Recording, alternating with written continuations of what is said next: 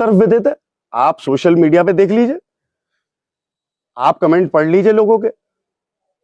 Public पूरी तरीके से समझ चुकी है कि क्या हुआ है, और हम तो सम्मानित उच्च न्यायालय का बहुत ही सम्मान करते हुए आदर पूर्वक बहुत धन्यवाद देते हैं कि स्वतः संज्ञान लेकर उन्होंने जिस प्रकार से वहां पे दूध का दूध और पानी का पानी कर दिया है।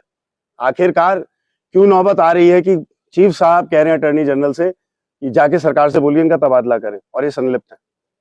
आखिरकार क्या वजह है कि कप्तान साहब ने पहली सुनवाई में कोर्ट से ये कहा कि साहब मेरे पास एफिडेविट आया है कि ये लोग अपनी मर्जी से गए, स्टैंप उस दिन की खरीदी हुई थी, हलफनामा 10 दिन पुराना लिखा हो गया था, वही चीफ साहब ने पकड़ ली और वहीं पे उन्होंने बोल दिया कि आप संलिप्त हैं इसमें। ये तो जग जाहिर हो चुका है, इसमें क्या बचा है। और आज कप्तान साहब कह रहे हैं कि साहब मैं अरेस्ट करूंगा। तो वो जो घूमने गए थे, उनके जो टूरिस्ट गाइड थे रेनकोट वाले बाबा, उनको ही तो पकड़ने की बात कही होगी, जितनी मेरी समझ में। तलवारें लेके लोग नैनीताल आ रहे हैं, बंदूकें लोग लेके आ रहे हैं। चीफ साहब ने उनसे ये भी कहा कि आपकी इंटेलिजेंस कहाँ थी। भाई मैं बता सकता था इंटेलिजेंस कहाँ थी। होटल सौरभ पे रेड मारो, रिया पैलेस पे रेड मारो, हमने फिर भी, आप अगर पूछे उनसे हमारा आचरण फिर भी उसके बाद क्या था, हमने कहा कोई बात नहीं।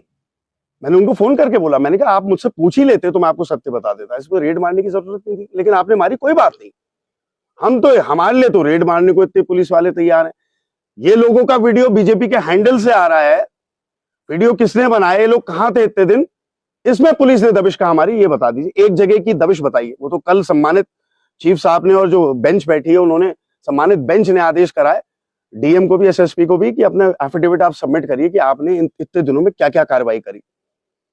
तब उन्होंने बोला कि मैं अरेस्ट करूंगा इन्हें 24 घंटे में। सर आपको क्या लगता है, लोग ये भी कह रहे हैं कि उत्तराखंड के इतिहास में शायद ऐसी पहली घटना होगी जब लोकतंत्र की इस तरह से तार-तार किया गया, तो कहीं ना कहीं लोगों में भी इसके प्रति आक्रोश है। बहुत आक्रोश है। ये जो ट्रेंड बढ़ रहा है, जिसको कोर्ट ने भी कहा कि क्या इसको ग्रो कर रहे हो आप इस तरह के तरीके, क्या लगता है आपको? नहीं देखिए, ये तो सोचने की बात है। वो तो नैनीताल में सम्मानित हाई कोर्ट था, तो हम तो सीधे उसकी शरण में भाग गए। अब कोई दुर्गम क्षेत्र में भविष्य में जो चुनाव होंगे तो इन्होंने तो नई रास्ते दिखा दिए। भाई जीतने के लिए कुछ भी कर दो, बदमाश बुला लो बाहर से, बंदूकधारी तलवारधारी, और वो उठा के लोगों को ले जाएंगे। फिर उन्हें बंधक बना के आप रखो इतने दिनों तक, फिर वीडियो उनसे बनवाओ कि साहब हम अपनी, बेचारा क्या करे इंसान, उसके बारे में भी तो सोचिए। मेरी संवेदना है उन लोगों के साथ, क्या क्या झेला हुआ उन्होंने 5 दिन, उनके परिवारों ने क्या क्या झेला है, उस पीड़ा को कोई समझ सकता है। उन्हीं में से एक के हमारे भाई हैं, उन्हीं के भाई ने कोर्ट में उस दिन बयान दिया है कि मैं चश्मदीद हूं, मेरे सामने ले गए और नामजद कराए सबको, कौन कौन ले गया, क्या ले गया। तो ये सारी चीजें अब कोई छुपेंगी थोड़ी ना, कोर्ट ने संज्ञान ले लिया है। और जिस प्रकार से मैं देख सकता हूँ न्याय प्रक्रिया जो है बहुत अच्छी तरीके से, मैं कह रहा हूँ हमें, क्योंकि पूरा विश्वास और सम्मान है, संचालित हो रही है। सर कब से विधानसभा सत्र शुरू होने जा रहा है, किस तरह आप लोगों की रणनीति रहेगी, क्योंकि कई विषय आपके सामने हैं? कई सारे विषय हैं, विषयों की तो झड़ी है। पहला विषय तो यही लॉ एंड ऑर्डर है, देवीय आपदा है जो लगातार हर वर्ष प्रदेश में आती है, और ये क्या तैयारी उस पर करते हैं, इस पर इनको कटघरे में खड़ा करा जाए। फिर उसके बाद लाल निशान के नाम पर, नाले के नाम पर, अतिक्रमण के नाम पर, चौड़ीकरण के नाम पर अन्याय जो हुआ है हल्द्वानी में और अन्य जगह, गरीब लोगों का, असहाय लोगों का, और जो लोग कई वर्षों से यहीं पे हैं, जिनकी रजिस्ट्री और वो सब म्यूटेशन भी है, उन तक के फौजियों के घर पे लाल निशान लगा के तोड़ने चले गए। तो बहुत सारे प्रश्न हैं, प्रश्नों के तो अंबार हैं।